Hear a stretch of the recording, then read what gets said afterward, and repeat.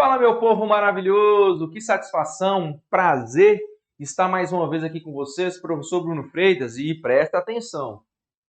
Hoje nós vamos dar sequência ao estudo da matéria concurso de pessoas, ok? Nós vamos dar sequência ao estudo do concurso de pessoas. Então eu já peço que você pegue o seu caderno, pegue aí sua caneta, pegue a sua lei, o Código Penal a partir do artigo 29 e pegue o seu marca-texto, tá bom? Por quê? Porque você, durante as aulas, vai começar a montar o seu caderno de revisão e a sua lei marcada, ok? A sua lei destacada. Isso vai te ajudar a você fazer revisões. Revisões. Esse é o método TD, vocês já conhecem, então já sabem como é que funciona. Tranquilo? Pegaram os materiais? Vamos embora então? Vem comigo então. Olha aí, galera. Hoje nós vamos iniciar falando de autoria. Autoria. Só que tem um detalhe. Para chegar ao conceito de autor, para chegar ao conceito de partícipe, foram criadas várias teorias. Ok? Aqui a gente vai ser objetivo, nós vamos direto ao ponto. Como assim? Presta atenção. O Código Penal adotou a chamada teoria restritiva. Então, observem e prestem atenção comigo. Para chegar ao conceito de autor, para chegar ao conceito de partícipe, o Código Penal adotou a chamada teoria restritiva. Tudo bem? Então, o Código Penal adotou a teoria restritiva. Agora, presta atenção. Nós temos que saber qual é o conceito de autor. O que é o autor? Quem é o autor? E quem é o partícipe? Isso segundo a teoria restritiva. Então, vamos lá. Olha só. Para a teoria restritiva, o conceito de autor presta atenção, quem realiza o núcleo, o verbo do tipo penal. Ou seja, a conduta criminosa descrita pelo preceito primário da norma incriminadora. Professor, traduz isso aqui para mim? Te traduzo agora. Galera, para a teoria restritiva, autor é aquele indivíduo que pratica conduta criminosa. É isso. Coloca aí. Autor é o indivíduo que pratica a conduta criminosa. Vocês sabem que todo tipo penal, depois você abre aí a parte especial do seu Código Penal, a partir do artigo 121, você vai observar que todo tipo penal, ele tem um verbo. Ele tem uma conduta criminosa. Por exemplo, homicídio, matar, furto, subtrair, extorsão, constranger. Percebe? Conduta criminosa. São os verbos, são os núcleos dos tipos penais. Então, o indivíduo que mata, ele é o autor do homicídio. O indivíduo que subtrai um aparelho celular, ele é o autor do crime de furto. Então, de maneira bem simples para que você possa entender. Quem é o autor do crime? É o indivíduo que pratica a conduta criminosa. O autor do crime é o indivíduo que pratica o verbo descrito no tipo penal. Ele será considerado autor do crime. Ok? Segundo a teoria restritiva. Teoria essa que foi adotada pelo Código Penal. Beleza? Eu trouxe aqui um exemplo. Ó. No crime de homicídio, quem é o autor? É quem mata. O verbo é matar. No crime de furto, quem é o autor? É aquele que vai subtrair. Por quê? Porque é a conduta criminosa descrita no tipo penal. Tudo bem? Maravilha. Então, esse é o conceito de autor. Beleza. Prosseguimos. Para essa teoria, qual teoria? Para a teoria restritiva, olha aqui. Partícipe, olha aí. Partícipe é quem, de qualquer modo, concorre para o crime, sem praticar o núcleo do tipo. Olha aqui que nós temos uma diferença aqui, então. Aqui já foi nos apresentado uma diferença, presta atenção. O partícipe é aquele indivíduo que ele contribui para o crime, de alguma forma ele contribuiu para o crime, mas ele não pratica a conduta criminosa. Ele não pratica o verbo descrito no tipo penal. É até lógico. Por quê? Porque se ele pratica o verbo, se ele pratica a conduta criminosa, ele é o autor do crime. Então, o partícipe é aquele indivíduo que ele contribui de alguma forma para o crime, mas não pratica a conduta criminosa. Querem ver? O Mévio quer matar a Maria. A Maria traiu ele. O Mévio vai matá-la. O Mévio, então, chega assim pro Tício e fala assim, Tício, meu brother, presta atenção. A Maria me traiu, não aceito traição, eu vou matá-la. Só que tem o seguinte, eu não tenho uma arma de fogo. Você pode me emprestar a sua arma de fogo? O Tício, claro, tá aqui, tá na mão. O Tício, então, empresta a arma de fogo para o Mévio. O Mévio pega aquela arma de fogo, vai até a casa da Maria e mata a Maria. Vem comigo. Quem praticou o verbo descrito no 121? O verbo é matar. Quem foi que matou? O Mévio. O Mévio, ele é o autor do homicídio. Beleza? Ele é o autor do homicídio. Ele praticou a conduta criminosa. Vem comigo. O Tício é o partícipe. Por quê? Porque o Tício contribuiu para o crime. Como é que ele contribuiu? Ele emprestou a arma de fogo. Ele contribuiu para o crime de alguma forma, mas não praticou a conduta criminosa que era matar. Tudo bem? Então o Mévio, ele é o autor do crime de homicídio. O Tício, ele é o partícipe do crime de homicídio. Eu tenho o autor e eu tenho o partícipe. Tudo bem? Então esse conceito, galera, tem que estar muito claro na sua cabeça. Presta atenção. Tem que estar muito claro. Autor pratica a conduta criminosa. Partícipe contribui para o crime, sem praticar a conduta criminosa. Tranquilo? Isso tem que ficar claro aí para vocês. Beleza? Show de bola. Isso, mais uma vez, esse conceito é segundo a teoria restritiva. Beleza?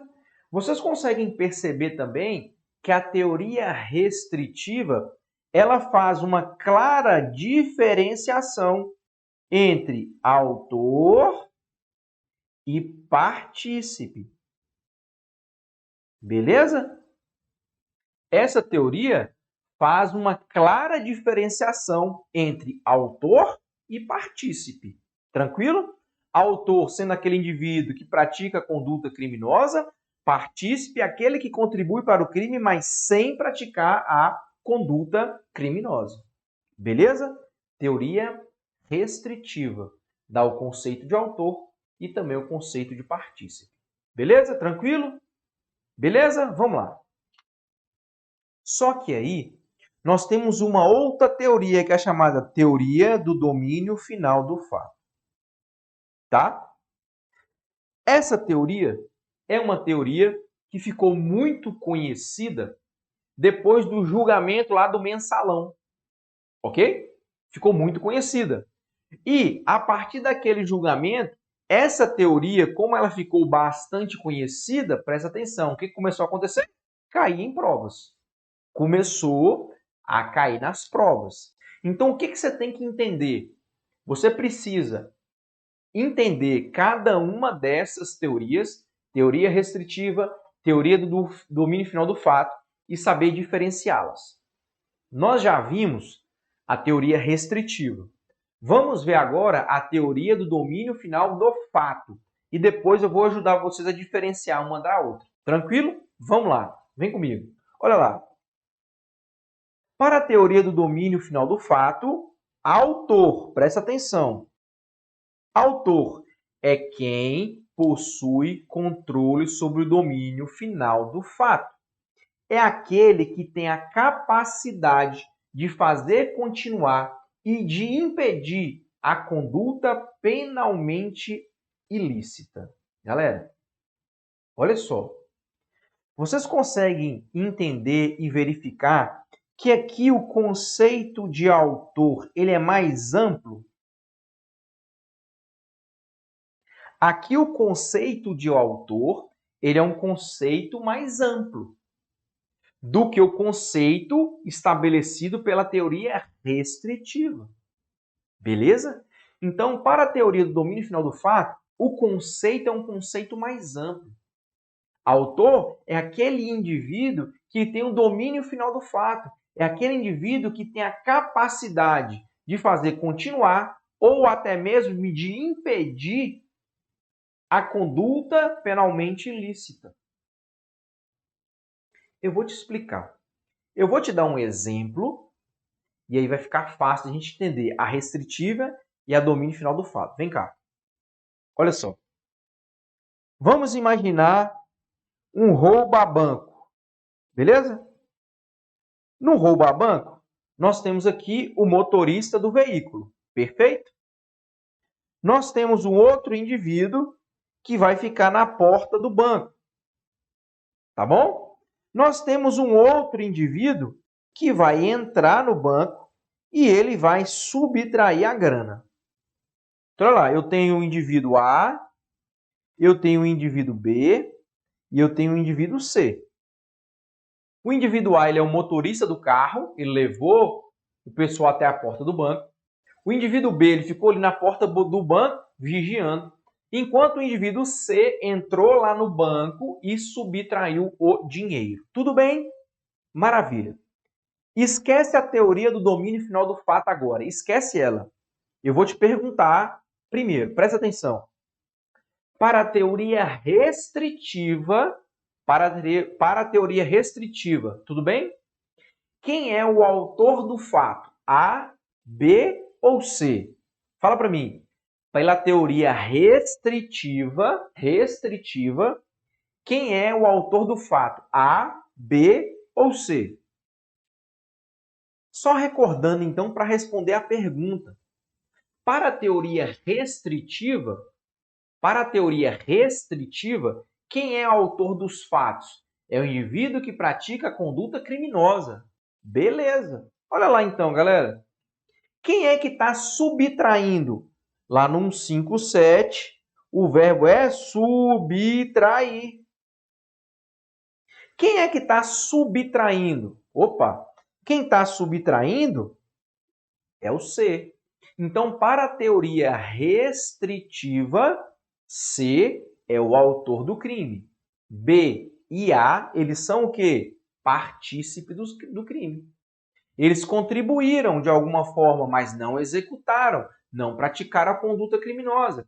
Quem foi que praticou a conduta criminosa? C. C praticou a conduta criminosa, então ele é o autor. Os outros dois que contribuíram sem praticar a conduta criminosa, eles são partícipes. Tudo bem? Beleza. Agora, vamos esquecer a teoria restritiva e vamos para a teoria do domínio final do fato. O que você vai imaginar? Anota no seu caderno. Olha o método TD, olha o todinho. Coloca assim, ó. Autor para o domínio final do fato. Autor para o domínio final do fato é aquela pessoa que realiza função essencial para a empreitada criminosa. Pode colocar dessa forma. Autor para a teoria do domínio final do fato é a pessoa que realiza função essencial para a empreitada criminosa. Então vamos voltar. Analisando agora o mesmo exemplo, tá bom? Analisando o mesmo exemplo. A é o motorista, B fica na porta, C entra lá e subtrai o dinheiro. Só que nós vamos analisar esse exemplo agora pela teoria do domínio final do fato. Beleza? Eu te pergunto, para a teoria do domínio final do fato, quem é o autor neste caso? Quem é o autor? Quem é o autor nesse caso? Para a teoria do domínio final do fato. Lembrando, para a teoria do domínio final do fato, o autor é aquela pessoa que realiza uma função essencial para a empreitada criminosa. Vem comigo. Esse indivíduo aqui, ó, ele realiza uma função essencial para a empreitada criminosa? Sim. Esse indivíduo, ele realiza uma função essencial para a empreitada criminosa? Sim. Esse indivíduo, ele realiza uma função essencial para a empreitada criminosa? Sim. Então perceba, para a teoria do domínio final do fato, todos são autores. Eles todos são autores. Olha o que eu disse lá no início. Para o domínio final do fato, o conceito de autor é um conceito mais amplo. É um conceito mais amplo. Tá bom? Para a teoria restritiva, o próprio nome já fala. Restringe. Para a teoria do domínio final do fato, não. O conceito é um conceito mais amplo. Então, presta atenção. Teoria do domínio final do fato. Autor é todo aquele indivíduo que contribui de forma essencial para a empreitada criminosa. Tá bom? Então, eu acho que diante desse exemplo, galera, vocês conseguem entender a teoria restritiva, a teoria do domínio final do fato e a diferença de uma para outra. Beleza? Tranquilo? Show de bola.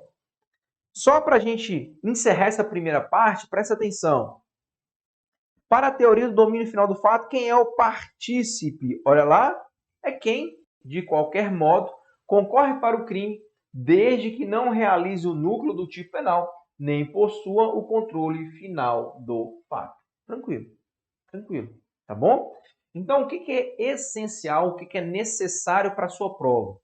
Você entender qual é o conceito de autor e de partícipe para a teoria restritiva, é você entender qual é o conceito de autor e partícipe para a teoria do domínio final do fato. Tranquilo? Você tem que entender uma, tem que entender a outra e saber diferenciá-las. Porque a prova pode muito bem te cobrar o conceito de autor segundo a teoria do domínio final do fato, o conceito de partícipe segundo a teoria restritiva, ok? Ou então, a prova também pode te apresentar um caso concreto, como foi aqui que eu mostrei para vocês, o do roubo a banco, e perguntar, segundo a teoria restritiva, quem é o autor, quem é o partícipe? Segundo a teoria do domínio final do fato, quem é o autor, quem é o partícipe? Tá? Então é necessário você entender essas duas teorias e saber diferenciá-las muito bem. Tranquilo? Beleza? Então podemos avançar. Seguimos. Olha lá. Meu povo, como é que ocorre a punibilidade no concurso de pessoas? Como é que esses indivíduos são punidos? E aqui eu já começo com um toidaço. Olha o tamanho do Todd que eu vou entregar para vocês. Muito cuidado com o que eu vou falar aqui agora. Anota no seu cadernão. Olha só, presta atenção. A pena do autor do crime não necessariamente será maior do que a do partícipe. Isso é um erro. Isso é um erro. A pena do autor do crime não necessariamente será maior do que a do partícipe. Não existe isso. Isso é uma lenda urbana que contam para vocês. Isso é gente que não sabe o que está falando. Agora, pode a pena do autor ficar maior do que a do partícipe? Pode. Mas pode a pena do partícipe ser maior do que a do autor? Pode também. Pode também. Então, cuidado. Não é obrigatório, não é necessário que a pena do autor seja maior que a do partícipe. Não existe isso. Não existe essa obrigatoriedade. Tudo bem? Esse é o primeiro ponto para a gente ter aqui. Presta atenção aqui agora, então. Como é que ocorre a punibilidade no concurso de pessoas? Como é que o autor vai ser punido? Como é que o partícipe vai ser punido? O artigo 29 vai nos indicar. Olha lá. Quem, de qualquer modo, concorre para o crime, incide nas penas a estes combinadas, na medida de sua culpabilidade. Nós já vimos isso. Nós já vimos que a teoria monista, não é isso? A teoria monista é a regra. Tá? E a teoria pluralista, pluralista é a exceção. Tá bom? Então perceba. Pela teoria monista, todos respondem pelo mesmo crime. Não é isso? Pela teoria monista, todos os autores vão responder pelo mesmo crime. E é aqui que eu mais uma vez chamo a atenção de vocês. O artigo 29, ele está exigindo que todos respondam pelo mesmo crime. Não está exigindo que o juiz aplique a mesma pena. Não é isso. Não é isso. Então coloca no seu cadernão. O artigo 29 exige que todos respondam pelo mesmo crime, mas não é obrigatória a mesma pena. Pode anotar, tudo bem? O artigo 29, ele exige, ele determina que todos os envolvidos respondam pelo mesmo tipo penal. Em nenhum momento o artigo 29 está determinando que o juiz tenha que aplicar a mesma pena. Não. Por quê? Porque o próprio 29 fala, olha lá, respondem pelo mesmo crime, olha lá, na medida de sua culpabilidade. Então, o juiz, na hora de aplicar a pena, ele vai verificar a culpabilidade de cada indivíduo. Ele vai avaliar uma série de fatores para quê? Para poder aplicar a pena. Então vem comigo, olha só. Os agentes vão responder pelo mesmo crime, pelo mesmo tipo penal, mas a pena será aplicada de acordo com a culpabilidade de cada agente. Quem vai individualizar a pena? Quem é que vai fazer a individualização da pena? É o juiz. O juiz diante do caso concreto. Então, para ficar claro, o artigo 29 determina que todos que contribuíram para o crime vão responder pelo mesmo tipo penal. Isso não quer dizer que todos vão receber a mesma pena, porque a pena será aplicada pelo juiz, levando em consideração a culpabilidade de cada um deles. E aí, eu vou te dar um exemplo muito simples para que você possa enxergar o que eu estou te falando. Aqui, ó. Imagina dois indivíduos. Vamos imaginar o Mévio e vamos imaginar o Tício. Ok? Os dois praticaram um crime de roubo. Os dois, eles juntos, praticaram um crime de roubo. Beleza? Ambos vão responder pelo artigo 157 do Código Penal. Eles vão responder pelo mesmo tipo penal. Tudo bem? Beleza. Só que vamos levar em consideração que o Mévio, ele é primário. O Tício é reincidente. Beleza? O Mévio é primário, o Tício é reincidente. Eu te pergunto, o Mévio sendo primário, o Tício sendo reincidente, eles vão responder pelo 157. Mas é lógico e evidente que a pena do Tício será maior que a do Mévio. É lógico, é evidente. Por quê? Porque Tício ele é reincidente. Ele já praticou várias condutas criminosas. Então presta atenção. Olha só, eu tenho duas pessoas praticando o crime de roubo. Duas pessoas praticando o crime de roubo. Beleza. Pluralidade de agentes, pluralidade de condutas, condutas relevantes, tem a mesma vontade, vínculo subjetivo, o fato é punível. Tranquilo. Os dois vão responder pelo mesmo tipo penal. Artigo 29. Os dois vão responder pelo crime de roubo. Mas isso não quer dizer que a pena será igual. E nesse caso, de maneira nenhuma vai ser igual. Por quê? Porque o Tício, sendo reincidente, vai receber uma pena maior do que o Mévio primário. Tá bom? Então, o que eu preciso que você entenda é... Presta atenção. O que eu preciso que você entenda é... O artigo 29 do Código Penal, ele determina que todos que concorrerem para o crime, todos eles, vão responder pelo mesmo tipo penal, pelo mesmo crime. Tudo bem? Mas isso não quer dizer de maneira nenhuma que eles vão receber a mesma pena. A pena será aplicada pelo juiz levando em consideração a culpabilidade de cada um deles. Beleza? Tranquilo? Maravilha. Então vamos embora. Vamos seguir. Olha aí. Seguindo, nós temos a denominada cooperação dolosamente distinta. É um nome feio pra caramba, mas calma que você vai entender.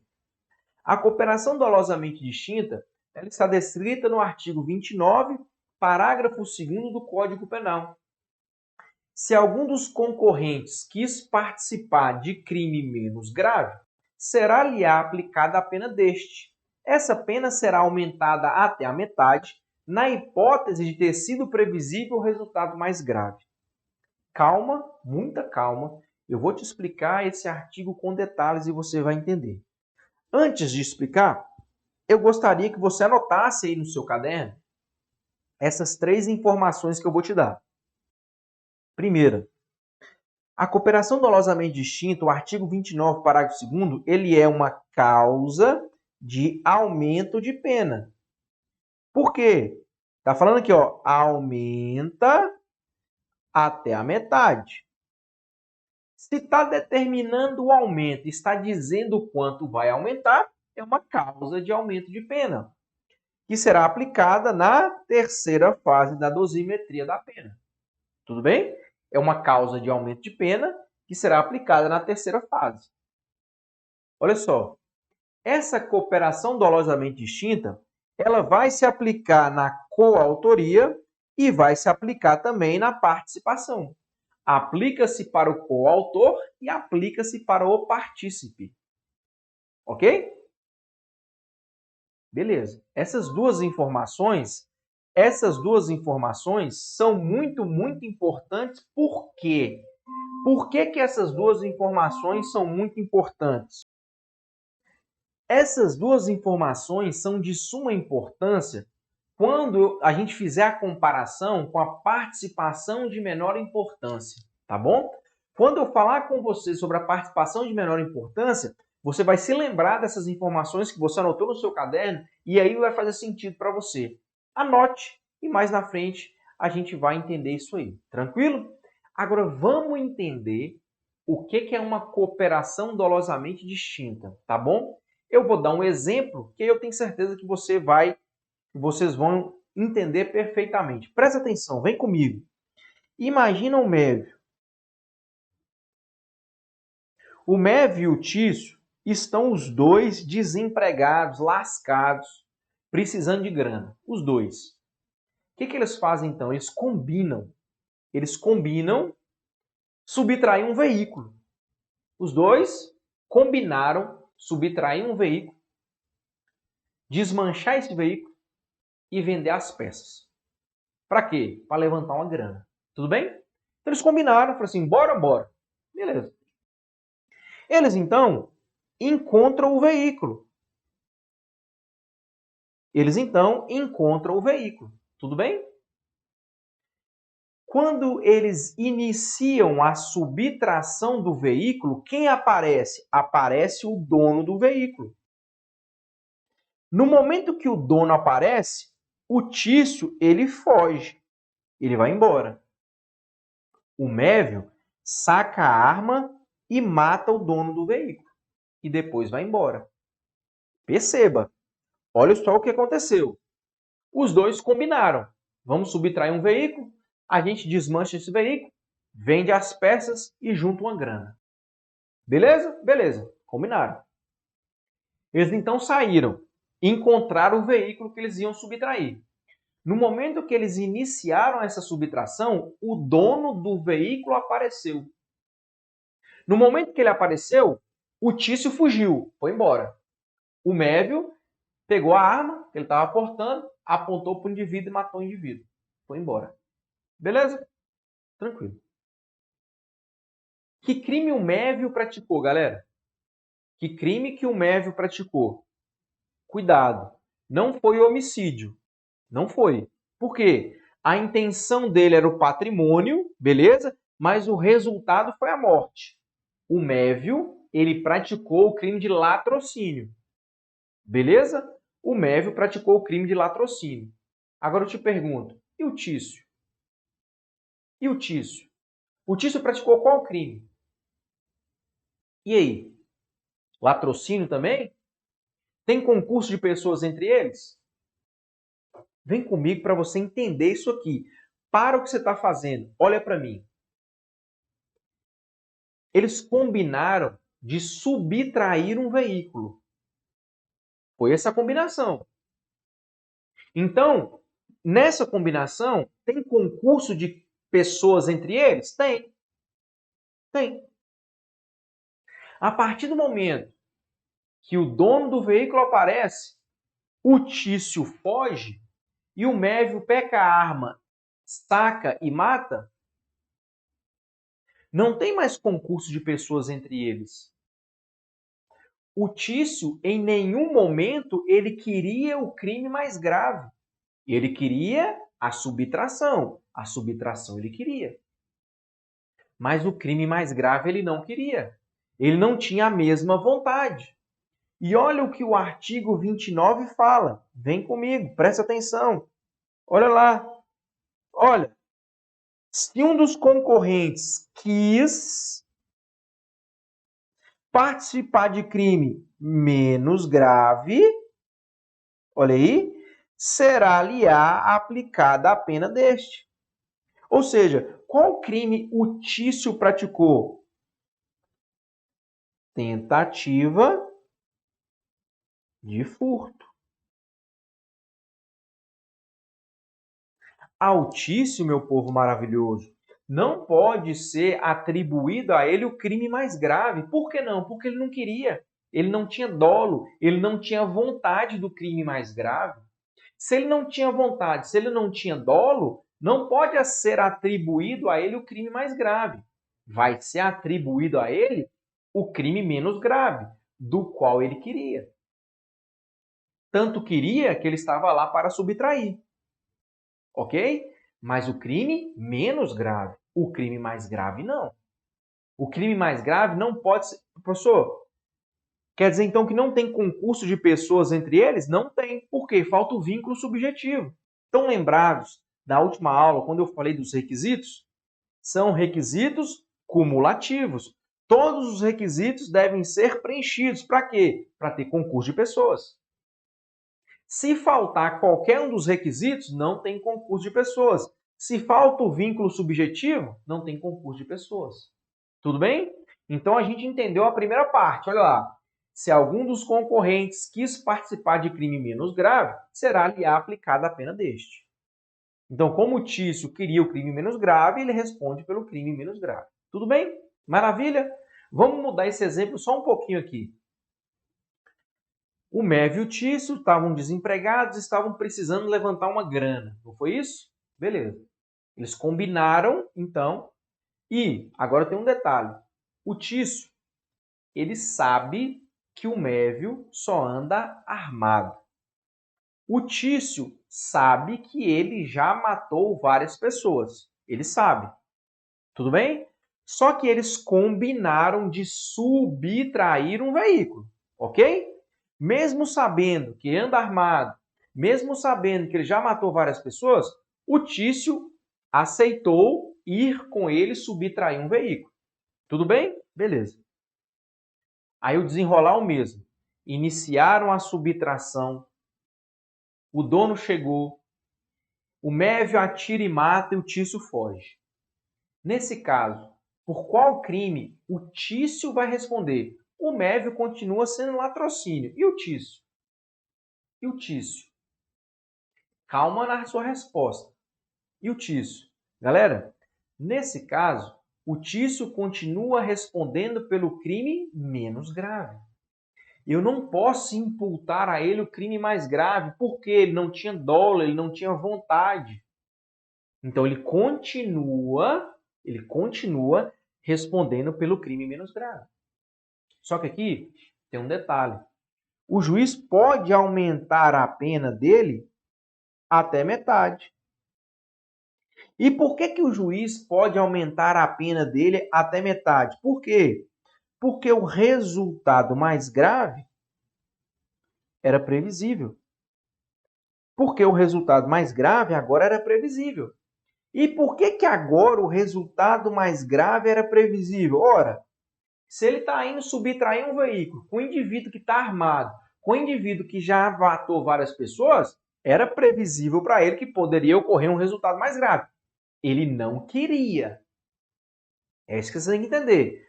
O Tício em nenhum momento queria o resultado mais grave. Não queria. Ok? Mas quando ele vai com um indivíduo armado e que ele sabe que já matou várias pessoas, o resultado mais grave torna-se previsível.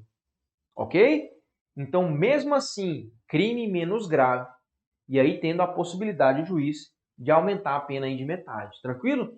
Agora perceba como a leitura fica muito mais tranquila. Deixa eu apagar isso tudo aqui para a gente poder ler isso aqui com mais tranquilidade. Olha agora como é que a leitura do 29, parágrafo 2º, fica bem mais tranquila. Se algum dos concorrentes quis participar de crime menos grave, será-lhe aplicada a pena deste.